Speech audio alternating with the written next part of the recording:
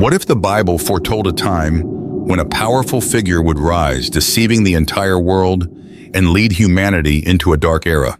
Revelation 13 gives us a vivid prophecy of two mysterious beasts, symbols of oppression and deception, who will dominate the world during the end times. These beasts are not only symbols of power and authority, but also warnings of the great spiritual deception to come. In today's video, we are diving deep into Revelation 13, analyzing each verse and exploring the spiritual and historical significance of these two beasts, the infamous mark of the beast, and the number 666. By the end, you'll have a clearer understanding of what these symbols mean and how they apply to the world we live in today. Stay with me, because the insights we're about to uncover might change how you view our future. Before we delve into the specifics of Revelation 13, let's understand the larger context. Revelation is the last book of the Bible, written by the Apostle John during his exile on the island of Patmos. The book is filled with complex visions, prophecies, and symbolic imagery, making it one of the most mysterious and debated texts in Scripture. It's important to remember that Revelation is both a prophecy and a message of hope. It reassures Christians that despite the horrors of the end times, God will triumph over evil. Revelation 13 is part of a larger narrative that includes the rise of the Antichrist, the battle between good and evil, and the final judgment. Specifically, this chapter is part of John's vision of the Great Tribulation, a period of intense suffering, persecution, and deception that will precede the second coming of Christ. This context is crucial because Revelation 13's beasts are not just individual figures. They symbolize systems, ideologies, and powers that will deceive the world in the end times. The chapter's warning is clear. A time will come when humanity will face an overwhelming spiritual deception, and only those who remain faithful to God will withstand it. Now let's explore the first beast described in Revelation 13, verse 1 to 10.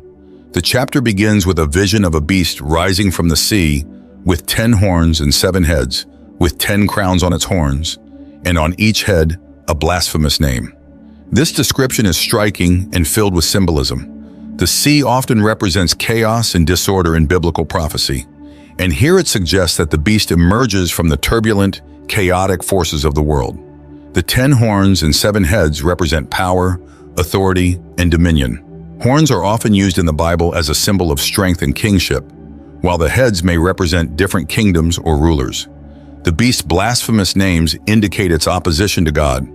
This is not a kingdom or ruler who respects God's authority, but one who openly mocks and defies him. Verse 2 describes the beast as resembling a leopard, with feet like a bear and a mouth like a lion. Each of these animals has a specific connotation. The leopard is swift and dangerous, the bear is strong and overpowering, and the lion is fierce and authoritative. The combination of these animals suggests that this beast will be a powerful and destructive force, capable of overwhelming any opposition.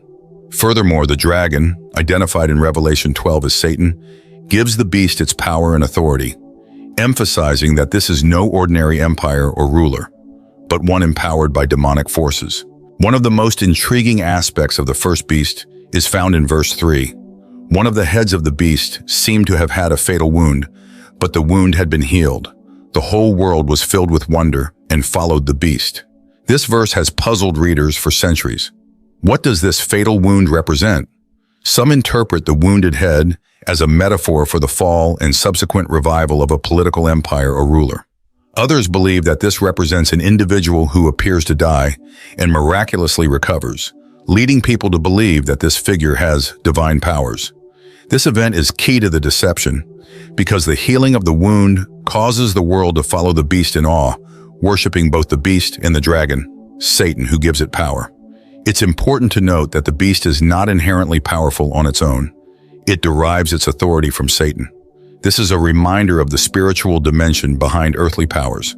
The beast's authority is rooted in deception, and its apparent invincibility is part of the lie that will lead people to worship it.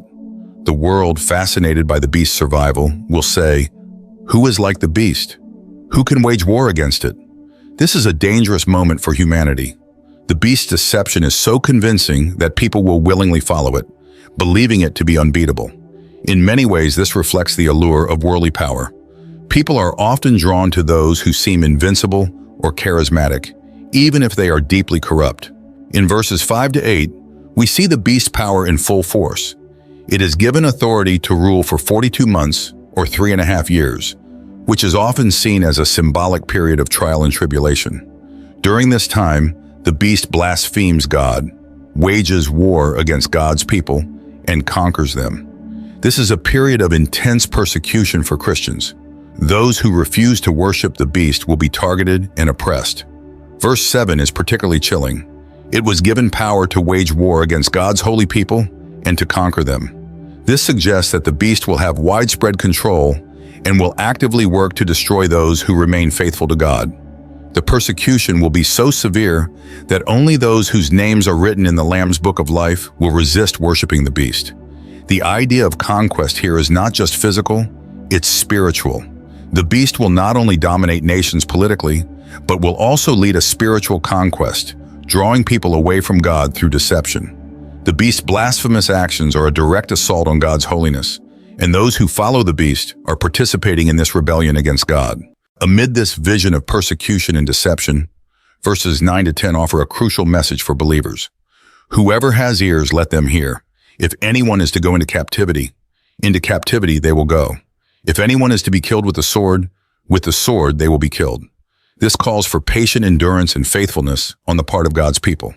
This passage serves as a reminder that during the reign of the beast, many will face suffering, imprisonment, and even death. But it is also a call to endurance. God's people are urged to remain faithful, even in the face of overwhelming opposition. It acknowledges that the times will be hard, but those who persevere will ultimately be vindicated by God. This is a test of faith, and those who endure will share in God's victory over evil. In verse 11, a second beast appears, this one rising from the earth. Unlike the first beast, which represents political or military power, the second beast has a different role. It has 2 horns like a lamb, but it speaks like a dragon. This is a crucial detail. The second beast appears gentle, even Christ-like, but its true nature is deceptive. The second beast is often seen as the false prophet, a figure who will lead people into worshiping the first beast. The second beast performs miraculous signs, including calling down fire from heaven, mimicking the miracles of God's prophets. Through these signs, the second beast deceives the world, convincing people to worship the image of the first beast. This beast represents a false religious or ideological system that will support and legitimize the authority of the first beast. It's important to understand that the second beast's power lies in its ability to deceive. It presents itself as righteous and holy, but its words and actions are influenced by the dragon, Satan. This shows that not all that appears good or miraculous is from God. There are false signs and wonders meant to lead people astray. The second beast's role is to ensure that the entire world worships the first beast, further deepening the deception. Finally, we come to one of the most famous and controversial passages in the Bible, Revelation 13, verse 16 to 18, the mark of the beast. The second beast forced all people, great and small, rich and poor, free and slave, to receive a mark on their right hands or on their foreheads, so that they could not buy or sell unless they had the mark, which is the name of the beast or the number of its name. The mark of the beast is a symbol of allegiance to the first beast. It represents total submission to the beast's authority. Without the mark, people will be unable to participate in the economy. They won't be able to buy or sell goods. This raises significant questions. Is the mark literal, such as a physical tattoo, microchip, or brand? Or is it symbolic of a deeper spiritual allegiance? In biblical culture, the forehead and hand represent thought and action, so the mark may signify that people's minds and deeds will be aligned with the beast's authority.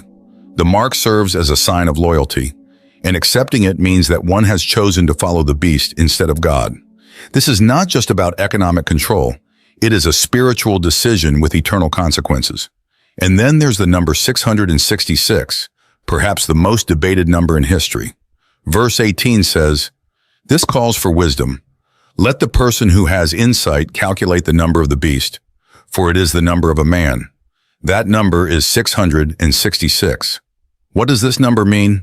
Many interpretations have been offered. Some link it to specific historical figures, like Emperor Nero through numerology. Others see it as symbolic of imperfection, falling short of God's perfect number. 7. Whatever the case, 666 represents humanity's rebellion against God and its embrace of the beast's authority. So what lessons can we draw from Revelation 13? This chapter is a powerful warning about the rise of deception, oppression, and spiritual warfare during the end times. The two beasts, symbols of corrupt political and religious systems, will lead many away from God. The mark of the beast is not just a symbol of economic control, but of spiritual allegiance. Accepting the mark means submitting to a system that opposes God and embraces Satan's authority. But Revelation 13 is also a call to faithfulness. For those who follow Christ, the challenge is to remain vigilant, discerning, and steadfast in their faith, even in the face of persecution. The deception of the beast may be great, but God's power is greater. We are reminded to place our trust not in worldly systems, but in the promises of God. If you found this analysis insightful, please consider subscribing, sharing, and leaving a comment below. How do you interpret the mark of the beast and the number 666? We'd love to hear your thoughts.